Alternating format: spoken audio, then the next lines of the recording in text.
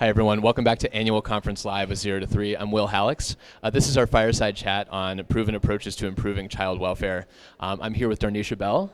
She's the Senior Technical Assistant Specialist for the Quality Improvement Center for Research-Based Infant Toddler Court Teams Project at 0 to 3. Darneshia, thanks for being with us. Thank you. I appreciate the opportunity. Yeah, absolutely. Could you tell us about the Safe Babies Court Team program and why it was founded? Sure.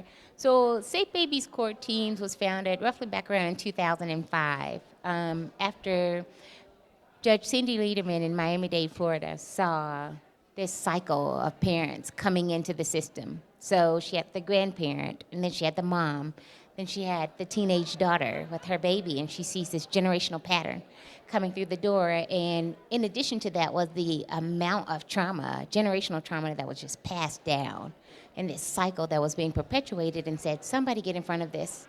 We've got to do something. And so Dr. Joy Osofsky actually talked to her about child-parent psychotherapy and bringing in the mental health piece to the work that was happening in child welfare.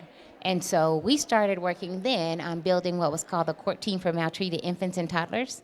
And then in 2013, we became Safe Babies Court Teams and built 14 core components that really drove what it was that would change the trajectory for children in care, but impact families across generations and stop the cycle of them coming into the foster care system. Yeah, absolutely. And so can you talk a little bit about what the outcomes are from the program and what makes the program so effective?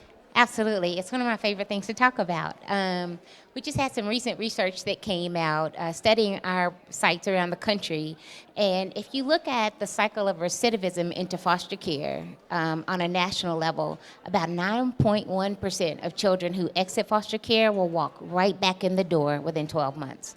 But within Safe Babies Court Teams and using this approach, 0.07% of those children who exit care come back in the system. And when they go home, they stay home. That's incredible. Yeah. And on top of that, over 84% of our children actually reunify and make it to a permanent home in less than 12 months. Yeah. Wow, that's amazing. Yeah.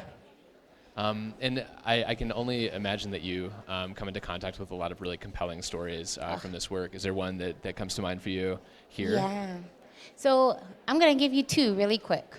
So because I want to show you both ends of the spectrum, because success for us is a permanent and stable home for a child where they never have to experience this again, but it's also breaking the cycle of children coming into care or parents bringing new children into care. So we had a mom, and she had 6 prior terminations before coming to Safe Babies Court Teams. They were ready to write her off and go, there's no way. If you couldn't do it with 6 kids prior, there's no way you're going to do it now. And we said we didn't exist when her other 6 children came through. She jumped in with us. She did the work. We invested in her. She invested in herself and in her children. She reunified with a set of twins after previously being terminated with 6 other kids. They had been home over 4 years. She is a new person, and when we asked her what the difference was, she said, this is the first time anybody's ever heard me or listened to me speak in my life. We had another mother who actually had 4 children. We ultimately ended up terminating her in the process, but we never lost hope. We did the work. We invested in her. She had a long-standing substance use history. She had a long-standing criminal history. She struggled, but she dug deep. She learned the cues from her children. She learned to self-regulate herself and teach them how to self-regulate through co-regulation. It was incredible to see the work she did, the stability she created in her life. And even though she had been terminated on, we're still connected with her, and that was in 2015. She's had 2 additional children. They have never known a day in foster care. The moment that first child was born, she said, this little boy will never know that mother. She came back to us and said, you saw light in me when I couldn't see it in myself, and thank you for having faith in me. She has a long-running relationship with the adoptive parent of her 4 children.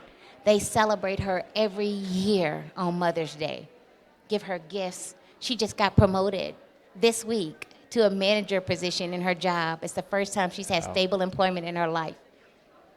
It's just incredible. But this work, our intervention is actually prevention for the next child, for the next family that walks through the door. And really, it sounds like what you're describing is this really foundational change. And one of the things that we hear a lot about is the goal of permanency in child welfare. So can you talk a little bit about that and the Safe Babies Court teams? Absolutely. So most of our families have a very high risk background, and we know that. And typically, when the risks are high, the likelihood of lasting permanency is really low, especially if they kind of go head first into reunification with a parent and tap into just the minimal piece of getting them stable so that they can return the children home. But it's really important for us to front load services in order to create lasting permanency for children. So if you look at our families that we're working with, by front loading the services and providing this sort of middle ground interim for them to live and change, to relapse as a part of recovery, to build lasting supports and stability around them, we found that our parents who have even the highest of ACE scores still reunify with their children. So we have close to about an 84% success rate in reunification within 12 months without any of those children actually returning into care.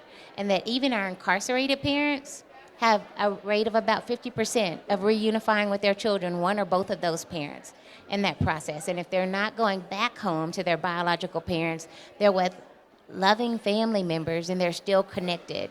So we're finding ways to create permanency and build stability and structure around that permanency so that those children never return into care as a part of the work that we're doing with them the entire time we have them. Absolutely. And we were talking a little bit before we started rolling on the interview, and you had told me that this is the greatest work. Can you tell me a little bit more about that? Yeah, so I've had 3 professional lifetimes, and the first was as a school teacher, which I thought was the most incredible thing in the world. And I thought, who gets a paycheck for doing this kind of work? Really, teachers don't. They have to have a second job. But it was great work. And then I was a financial counselor at our Arkansas Children's Hospital, working in a specialty clinic for vascular anomalies and cochlear implants, and thought that was such great work to be able to stand in the gap for families and figure out a way for them to pay for their medical expenses while they focused on taking care of their sweet babies. And I thought that was the greatest work in the world. And then I came here to 0 to 3, and in 2 ways, this became the greatest work of my life. Number one, 0 to 3 as an organization is everything babies. It's every facet you can imagine that would touch, enhance, and promote positive development for a child. And it happens right here. And we take science and we bring it to life. But then the work inside of Safe Babies Court teams became the message of bringing science to justice.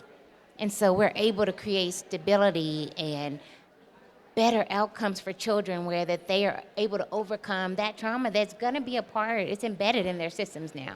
It's part of who they are, but they're able to be resilient because of the way we approach this work. And because we invest in people in doing this, they actually never have to experience this life again, and we get this unique opportunity to literally change their stars. And who gets to do that? You know, like, that's a real job, and it's not something that everybody gets to do. But the beauty is it's not work. It's an investment, and we're teaching communities to invest in their own villages. We're helping them to break the cycle and reduce that funnel of babies coming into care, and it will forever change their system. It will forever change their community. Absolutely. A lot of the folks that we have watching right now are early childhood professionals. They're caregivers or they're service providers. How can they get involved or get informed about the work that you're doing? So this world of child welfare, child abuse and neglect is pretty huge. And it's sad to say, but it's the truth that no one person actually has the answer or solution for that. But every one of us has a part to play in that. So if you're a child care provider, if you have a child that's been exposed to the foster care system, that's living in an inconsistent living environment, the way you create safe spaces in your classroom is game-changing for that baby. The way you decide to say, I will not remove you when your ACEs start to show themselves in this classroom is game-changing.